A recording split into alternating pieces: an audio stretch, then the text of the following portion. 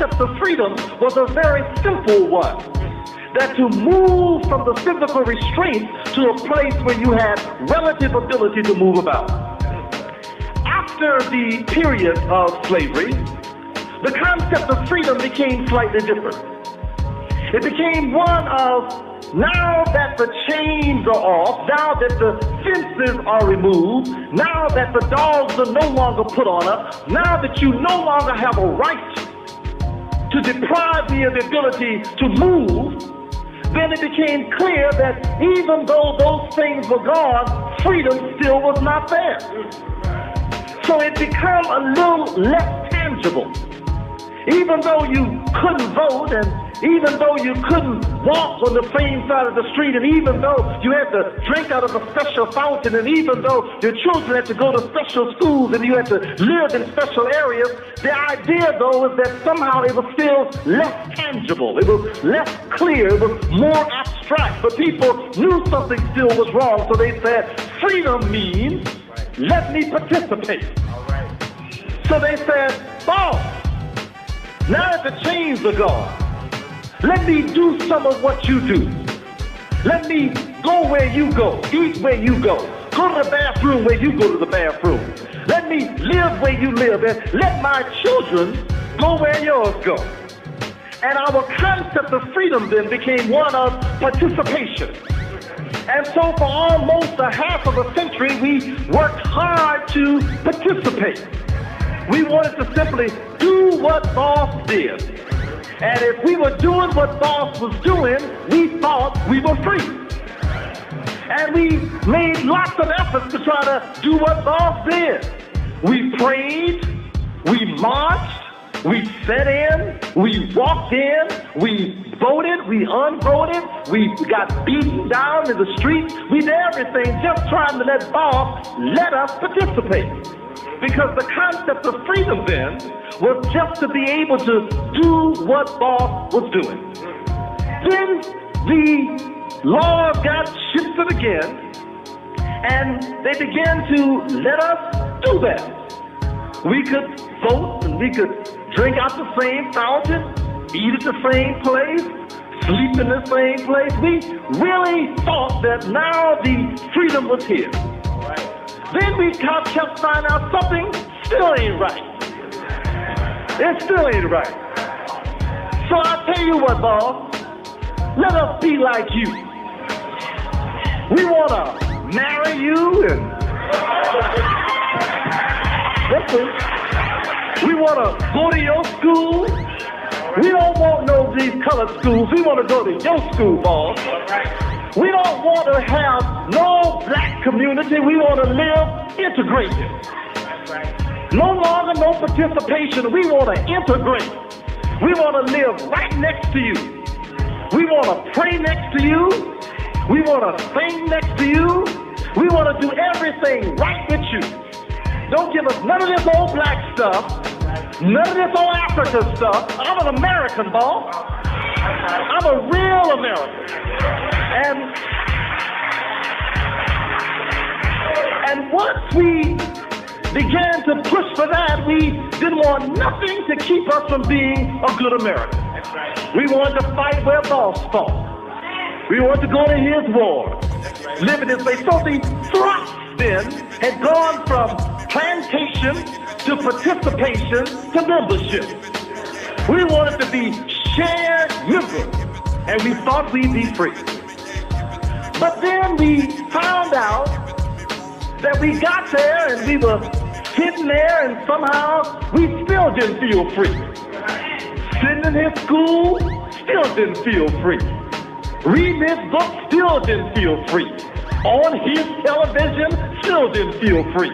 In his plays, still didn't feel free.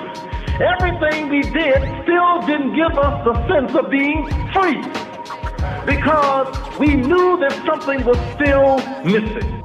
Ethnicized psychotherapy may include non-medical or non-psychiatric approaches to the correction of behavioral misconduct by using various therapeutic labeling, treatment, or behavior modification procedures to return the deviant to normalcy, i.e., to the norms of one group.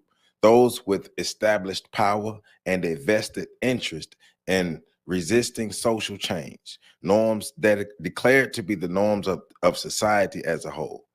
In this instance, what is considered normal is also considered necessarily good or moral. In contrast, the abnormal or deviant is considered bad or immoral.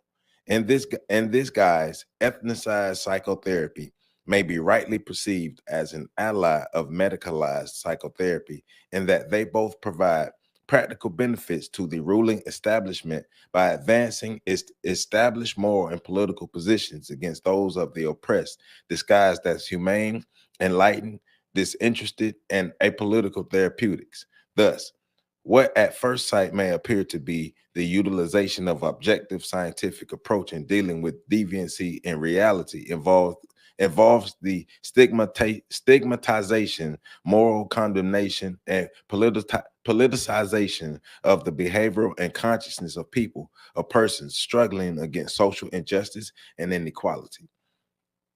Roland Leifer defined the ethnicization of psychotherapy as the molding and the polarization of behavior so that it conforms to prevailing cultural patterns. It is indoctrination or training for culturally specific traits, attitudes, and actions. The aim of ethnicized psychotherapy is to return the deviant to normal, i.e., to instill the deviant a set of particular traits, attitudes, values, behavior orientations, and goals, which, when pursued or realized, support and maintain the political, economic, social status quo along with its ruling elite. Ethnicized psychotherapy, like its medicated counterpart, also strips the deviant act of its social and political meaning by pretending it is mechanicalistically or in some order determined, thereby denying that the act could possibly be justified from the standpoint of an alternative view in social morality. Ethnicized psychotherapy, too, views any form of behavior and state of consciousness which do not conform to the norms of political economic interest of the ruling establishment or groups as, by definition, a reflection of individual maladjustment, emotional immaturity, mental pathology, or some other negatively valued concept. Thus, problems which may be reflective of social and political problems are dismissed as the ailments of isolated individuals as evident of individual maladjustment or epipneumonial of a distorted personality, all abstracted from the field of social and economic forces which generate the existence and form. Welcome back. Welcome back. Welcome back. Happy Monday. Welcome back to On the Shoulders of Giants. I am Joseph Ward, and we are continuing and actually finishing our reading of Dr. Amos Wilson's book, The Falsification of African Consciousness, Eurocentric History, Psychiatry, and the Politics of White Supremacy. And I'm reading starting on page 108. The bottom paragraph of 108, ethnicized psychotherapy. The reconstructing or basically getting people in line. We're just going to leave it at that. A way to get the Negro in line, especially the Negro who has the abnormal behavior, the deviant behavior, the behavior that is not the ideal behavior of the group that's in power, because this behavior of this individual is it's a behavior that would challenge the status quo. It's a behavior that actually challenges the status quo. It's a behavior that could wake up the others, right? So think about what they did with the Black Panthers, right? How they systematically eliminated the Black Panthers or any other freedom fighters, right? We talked about this before, right? So looking at examples of like Nat Turner, look at how they brutally punished him after being caught from leading his insurrections. So those who pose a great threat to the system, to the status quo, will be punished and punished mightily and handedly, but they will be demonized before they're punished, right? But the demonization and the punishment is also reinforcement to keep others in line. And we talked about this on our Friday breakdown when we talked about the bloodlust of the white supremacists, right? So, but in this, he's talking about the non-medicated or the non-psychiatric approaches to the correction of behavioral misconduct by using various therapeutic labeling, treatment, and behavior modification procedures to return the deviant to normalcy. So going outside of the normal box that we would consider that a therapist would use to change a person's behavior patterns, right? So we're going to get further into what these tools are, what these techniques are to be able to reshape the ideologies, the ideas, the mindsets of those who would be considered deviant, right? But on our end, it's to understand what's happened so we can protect what we build internally and externally. Protecting what we build doesn't just mean protecting a nation if we build it, but it's the rebuilding of the African-centered mind, right? The Black American mind, right? Whatever you want to call it, however you want to say it. It's a overthrowing of the Eurocentric mindset that we were given and replacing it with that liberated mindset, with that Black mindset, with that African mindset, with that freedom mindset. A mindset of a powerful people, of a strong people, of a capable people, of a confident people, right? Us understanding that we are not dependent upon white supremacy. That white supremacy actually needs us. It needs us to be subservient. It needs us to want to be a part of what boss got going on, like Dr. Naeem Akbar was talking about. And I chose that clip because I like what he was saying as far as us looking for liberation, but looking for liberation in the wrong places, using the wrong manner, because it goes with what we're reading, right? And also in the latter part of the clip when he's talking about, well, we've done all these other things to be free in a total sense, but we haven't gained that freedom in a total sense. So let's become the white people. Let's marry the white people. Let's integrate, or matter of fact, let's assimilate fully into white culture and become as much of the white as we can. So this renders us powerless to actually gain the freedom that we need, because in order for us to integrate or assimilate fully into white culture, we have to take on the mindsets and the behaviors and the characteristics and the normalcy of the status quo of the white culture, of the white world that we're looking to assimilate in. We have to become that, rendering us less of a threat to revolt, less of a threat to freedom, less of a chance to have true liberation. So that's what we're getting into. Remember to like this video, comment, subscribe, share, tell everybody about this channel. I appreciate all the support. I appreciate all the love. Me, Kim, I appreciate you for your continued support. Thank you, thank you, thank you, thank you, thank you from the bottom of my heart. Thank you, Me, Kim, for your continued support. And let's get as many likes, views, and everything on this video. Let's run this stuff up. So let's jump back in to the bottom of page 110. We're talking about educative psychotherapy. Remember, we're talking about the different techniques that are used to reshape the mindset of those who would go against the status quo.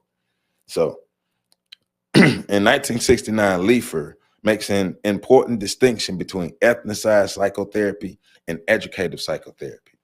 He points out that both therapeutic approaches turn to the fulcrum of social power. He contends that ethnicization involves the use of social power to influence thought and conduct in socially approved directions.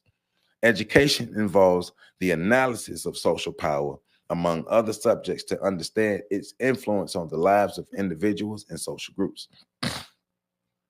Read that again. Ethnicization involves the use of social power to influence thought and conduct in socially approved directions. Education involves the analysis of social power, among other subjects, to understand its influence on the lives of individuals and social groups.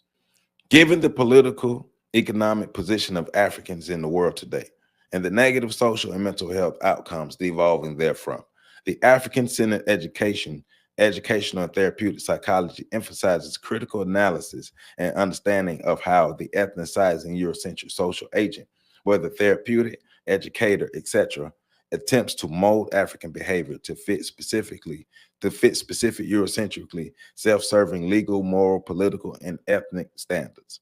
An African-centered educative approach, in addition to defining and designating certain states of consciousness and forms of behavior relative to the needs of African peoples, must engage the client in a full analysis of his life goals and methods for achieving them, while helping to imbue his efforts with social meaning, purpose, and creative power. It seeks to imbue in its participants an African-centered consciousness and behavior orientation, which will maximize the positive expression of its fundamental humanity and its ability to maximally contribute to the growth and development of the African community to which he is a member. Right. So, recognizing the educative approach, recognizing the approach that the Europeans have took to shape our minds, and countering that with the African-centered education, with the African-centered approach, with the African-centered behaviors, right? So having a great understanding of the how, not just saying, well, white people have done this to us or white people have done that to us. Well, how did white people actually do it? And what were the implications of it? Like, what was the mindset behind it? What was the desired outcome, and was that desired outcome met? Right. And so analyzing it and like becoming technical Ted and totally breaking it down. Like, this is the time to be totally analytical and totally break it down, right? Like, what actually happened. So we're talking about altering states of consciousness from one way that we're normally existing, from a Eurocentric molded mind, a mind that will lead us to be more violent, less loving, less caring, less nurturing, less educational. We're not producing, we're not growing, we're only hoping. We're at a subservient state to where we're only hoping that white people choose to behave different instead of learning how to make things different.